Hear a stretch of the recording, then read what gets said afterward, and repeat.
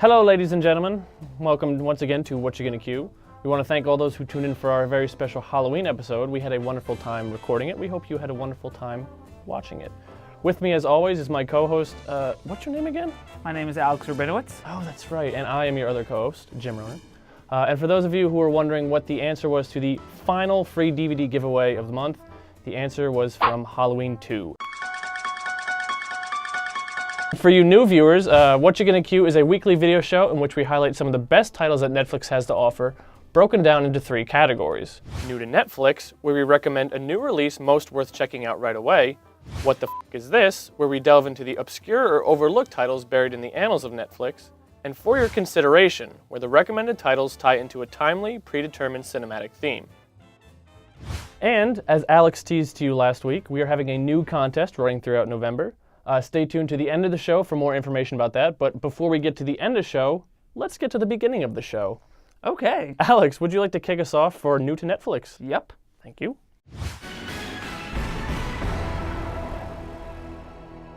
Everyone's favorite toys are back in this third nostalgia-driven installation. Toy Story 3 was directed by Lee Unkrich, written by Michael Arndt, and features a returning voice cast that includes Tom Hanks, Tim Allen, and Joan Cusack, as well as newcomers Ned Beatty and Michael Keaton. 15 years after the original, toy owner Andy has grown up and is off to college. But what's to happen to his treasured toy collection? Certainly an answer I do not have because I sadly did not see this film, but I certainly seem to be in the minority, and also it seemed like when this film came out, everybody, with the exception of our friend Armand White, seemed to love it. Yes, this movie is as good as everyone says it is.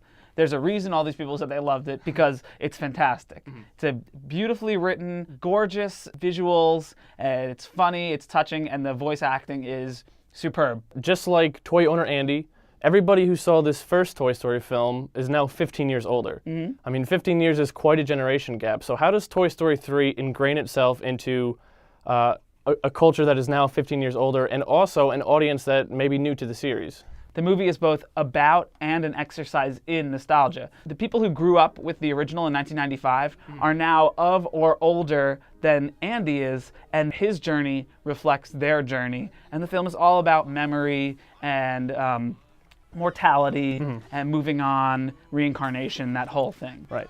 So it certainly seems like with Toy Story 3, they're tugging on the heartstrings a bit more than they were with the first two. From reports that I heard from people that had seen it, there was nary a dry eye in the house. If you were not moved by Toy Story 3, you're probably a jaded, soulless creature. So you bring up a film, which will get the tears flowing probably because of emotion and nostalgia and memory. So I feel it's my duty to now bring up a film that will get the tears flowing because of grief, depression, and despair. In our first documentary ever for Whatcha Gonna Q, here in Section 2, What the Bleep Is This?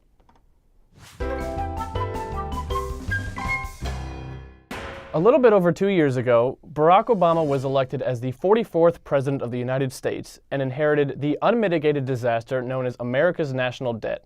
I.O.U.S.A, a documentary directed by Patrick Creadon, follows Robert Bixby, Executive Director of the Concord Coalition, and David Walker, former U.S. Comptroller General, as they tour around the country in their fiscal wake-up tour to warn communities about the potential dangers of the national debt. And now, Alex, I admit that this film doesn't sound nearly as sexy as anthropomorphic toys running around and waxing poetic about life. But this is a very well-crafted documentary. I.O.U.S.A is a great film that, thanks to Patrick Creadon's direction, really helps people understand clearly, and he does it from a nonpartisan, non-biased standpoint. Now, how does Creadon make it easy to understand? It seems very complicated. I'm confused.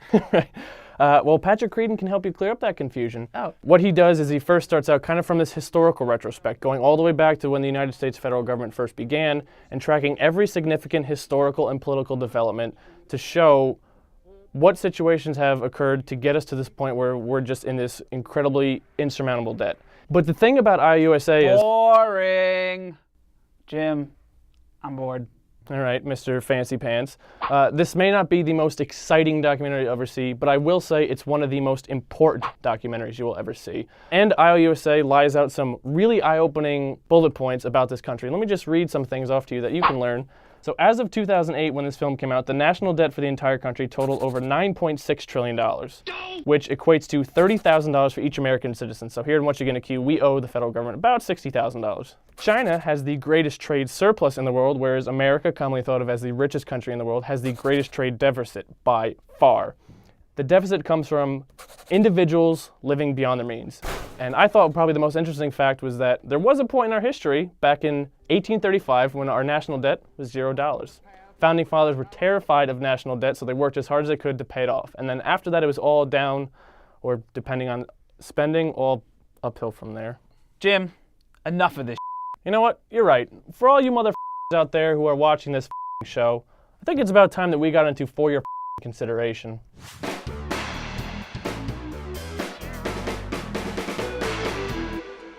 About 1 year ago, Todd Philips made history when The Hangover became the highest-grossing R-rated comedy of all time.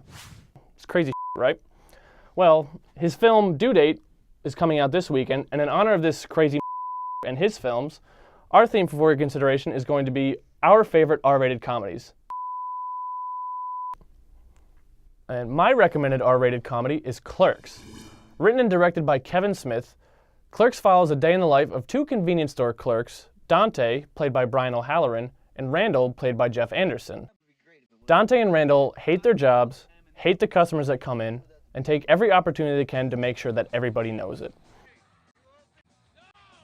What I really love about Clerks is that this, along with Quentin Tarantino's early work, was really one of those big films that helped push that DIY, I don't need to go to film school mentality that influenced a lot of filmmakers that are still working today. You know, Paul Thomas Anderson, David O. Russell, and Spike Jonze, just to name a few. Yeah, it's 90s indie filmmaking embodied. Yeah, absolutely. Kevin Smith, you know, had no illusions about making it big. He was just going to make a film in that Jim Jarmusch style, fully intending to pay it off with credit cards and just work off the debt for the rest of his life.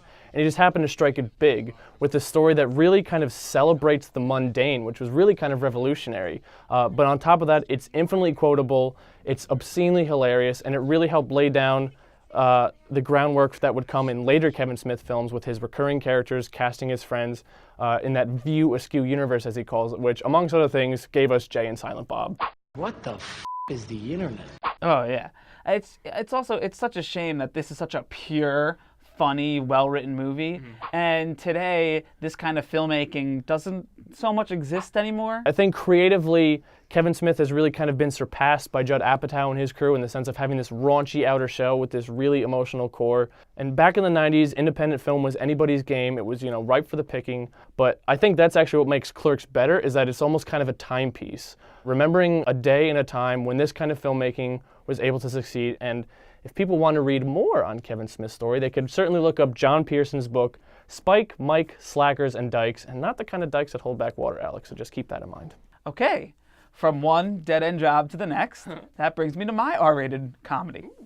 A Day in the Life of Your Favorite Kitschy Chain Restaurant, Waiting, was written and directed by Rob McKittrick. It stars Ryan Reynolds, Justin Long, Anna Faris, and David Koechner. In the film, Long plays Dean, a young man going through a quarter-life crisis at his dead-end service job. This film owes a lot to Clerks. It's pretty much in the same vein, just a sort of 10 years later update. And it even goes as far as to give a special thanks to Clerks and Kevin Smith in the credits, and make a tribute to Jay and Silent Bob with its own two stoner characters. Now, there's a fine line between homage and ripping off that a lot of filmmakers kind of cross that line. So with Waiting, how does McKittrick differentiate his film from some other standard hack job? I mean, it is kind of blurry, but I would definitely say that this is more of an homage. He adds a lot to it. This cast is 20 plus. It's a huge ensemble. And Justin Long, the main character, is a lot younger than the characters in Clerks. For a lot of cinephiles out there, Justin Long, Ryan Reynolds, and Dane Cook maybe strikes 1, 2, and 3. So how do you assuage those fears? I mean, this isn't a high drama. This is a broad, funny comedy, and they're not asked to, you know, be super dramatic. They're asked to be themselves. Justin Long is the nervous, unsure of himself center. Ryan Reynolds is the cocky a-hole who gets to spit out one-liners. And he plays that character too. Dane Cook is a is a brash line cook. He really only shouts at people. David Koechner is a bumbling boss. It's like they're all getting to play different funny archetypes. Luis Guzman is in it, and he's hilarious. And some of the gags are practically interactive.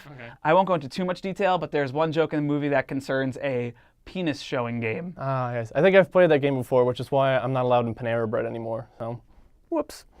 And that wraps it up for our 5th episode of What You Gonna Cue. Thanks for watching, guys. If you want to contact us, you can always email us or reach us on our relevant social media outlets. And for those of you who have been so patient as to hear about the November contest, we're giving away a free Netflix subscription! Yay! For 6 months. Oh. All you have to do is go to our website, whatchagonnaque.com, click on any of the banners for Netflix, sign up for a 1-month free trial. Then after that, send us your confirmation receipt, screenshot of anything to just show that you have actually done this. We will pick one of those lucky people who has signed up, and we will reward them with a free 6-month trial of Netflix. That's right. We will pay for your Netflix for 6 months. Yes, and we assume that you're just immediately going to fill your queue with all the movies we've ever recommended. I mean, that's what I would do. That's what I would do, too. So, well, once again, guys, thanks for watching, and remember, I am big. It's the pictures that got small.